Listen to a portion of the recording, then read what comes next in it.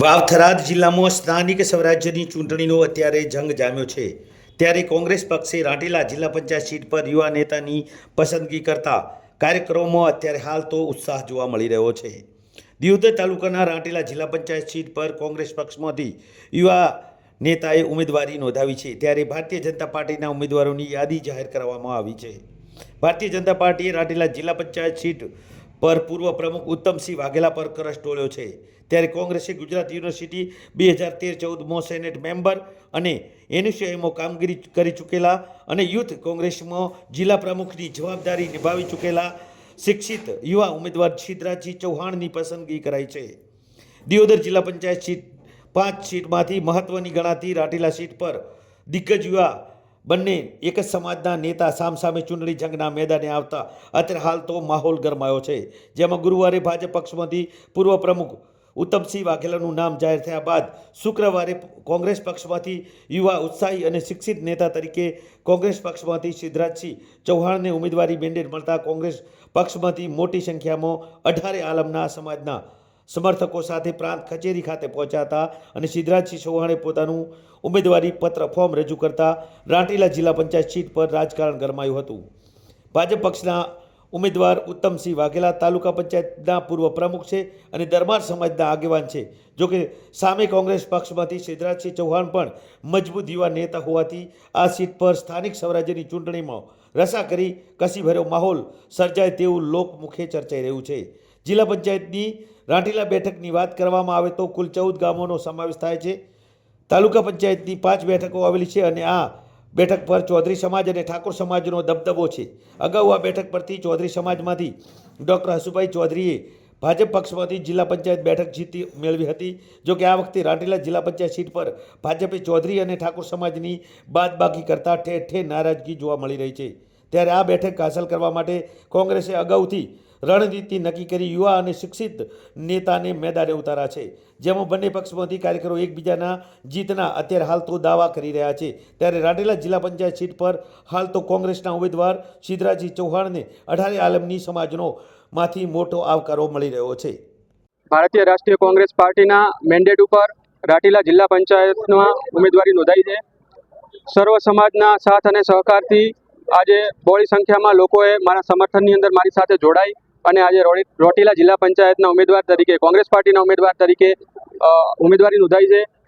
કોંગ્રેસ પાર્ટીના તમામ વરિષ્ઠ નેતા અમારા સ્થાનિક અહીંયા દિયોદર તાલુકાના શિવાબા ભુરિયા, ભરતસિંહ વાઘેલા, ગિરિરાજસિંહ તેમજ નરસિંહભાઈ, તમામ સમાજના આગેવાનો, અમારા તાલુકા કોંગ્રેસના પ્રમુખ ઉમેદભાઈ તેમજ બધાના સાથ સહકારથી આજે ઉમેદવારી ભરી છે. પ્રદેશ નેતૃત્વ, અહીંના લોકલ સાંસદ અમારા ગેનીબેન, પ્રદેશ જિલ્લાના પ્રમુખ ગુલાબસિંહ રાજપૂત, તમામનો સાથ સહકાર મળવાથી આજે એમના બધાના સાથ સહકારથી આજે જિલ્લા કોંગ્રેસમાં રાંટીલા જિલ્લા પંચાયતની અંદર ઉમેદવારી નોંધાવી છે.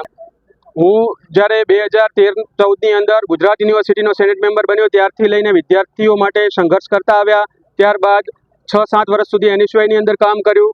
ત્યારબાદ જ્યારે યુથ કોંગ્રેસ બનાસકાંઠા જિલ્લાના પ્રમુખ તરીકે કામ કરવાનો મોકો મળ્યો ત્યારે પણ બનાસકાંઠાના જે પણ પ્રશ્નો હોય તેના માટે લડવા માટેનો મોકો મળ્યો અને સંઘર્ષ એ છેલ્લા 13-14 વર્ષથી સંઘર્ષ અમારો કોંગ્રેસનો હતો અને હું મોવડી મંડળ કોંગ્રેસ પાર્ટીનો આભાર માનું છું કે આટલી નાની ઉંમરમાં જિલ્લા પંચાયત જેવી મોટી ચૂંટણી લડવાનો મને મોકો આપ્યો છે અને મને પૂરો વિશ્વાસ છે કે 18 આલમની પ્રજા મને ચૂંટીને મૂકશે.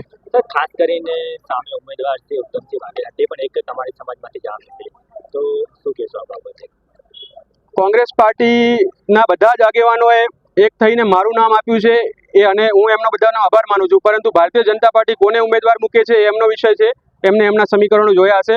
પરંતુ મને પૂરેપૂરો વિશ્વાસ છે. 1.5 મહિનાથી અમે ગ્રાઉન્ડ ઉપર છીએ. કોંગ્રેસના દરેક આગેવાન ખૂબ જ મજબૂતાઈથી ચૂંટણી લડી રહ્યા છે. દરેક તાલુકા પંચાયત, જિલ્લા પંચાયતની અંદર અમારા ઉમેદવારો ખૂબ જ સક્ષમ છે.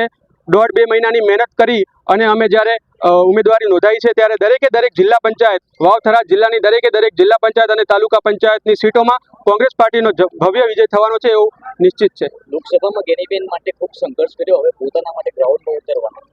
ગેનીબેન હોય, ગુલાબસિંહ હોય, શિવાબા હોય, જે કોંગ્રેસ પાર્ટીના નેતાઓ ચૂંટણી લડ્યા ત્યારે જે જવાબદારી મળી એ જવાબદારી પૂરી નિષ્ઠાપૂર્વક નિભાવી છે. કોંગ્રેસ પાર્ટીના સિપાહી તરીકે 14 વર્ષ સુધી કામ કર્યું છે. આજે જિલ્લા પંચાયતના ઉમેદવાર તરીકે જ્યારે મોકો મળ્યો છે ત્યારે આવનારા સમયમાં જો પ્રજા ચૂંટીને મૂકશે, 18 આલમ જો જિલ્લા પંચાયતના સદસ્ય બનાવશે તો એમને પ્રજાના કામ માટે ક્યારે કોઈને અફસોસ નહીં થાય એની અમે ખાતરી આપીએ છીએ. ભાજપ તમામ પ્રકારની રણનીતિ અપનાવશે. કોંગ્રેસ પાર્ટીના નેતાઓ ખૂબ મજબૂત છે.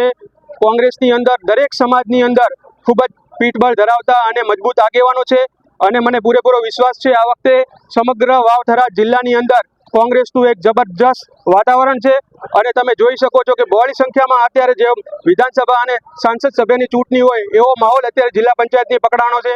એના ઉપરથી લાગી રહ્યું છે કે કોંગ્રેસ પાર્ટી તરફ આ વખતે પ્રજાનો ઝુકાવ છે અને પ્રજા એ ભાજપના તંત્રથી થાકી ચૂકી છે. પ્રજા મોંઘવારી અને બેરોજગારી, યુવાનો માટે અત્યારે જ્યાં જુઓ ત્યાં ડ્રગ્સ, દારૂના અડ્ડાઓ એનાથી કંટાળી અને આ પરિવર્તન ઈચ્છી રહી છે. ત્યારે ગુજરાતની અંદર પરિવર્તનની શરૂઆત એ અત્યારે વાવથરા જિલ્લો અને સમગ્ર ગુજરાતની અંદર નગરપાલિકાઓ, મહાનગરપાલિકાઓ જીતી અને કોંગ્રેસનો પરચમ સમગ્ર ગુજરાતની અંદર લહેરાશે અને 2027ની જે ચૂંટણી છે એનો પડઘમ એ અહીંયાથી આ લોકસભા જિલ્લા પંચાયત, તાલુકા પંચાયત અને નગરપાલિકાઓ, મહાનગરપાલિકાઓથી એનું બુંગલ ફૂંકાશે.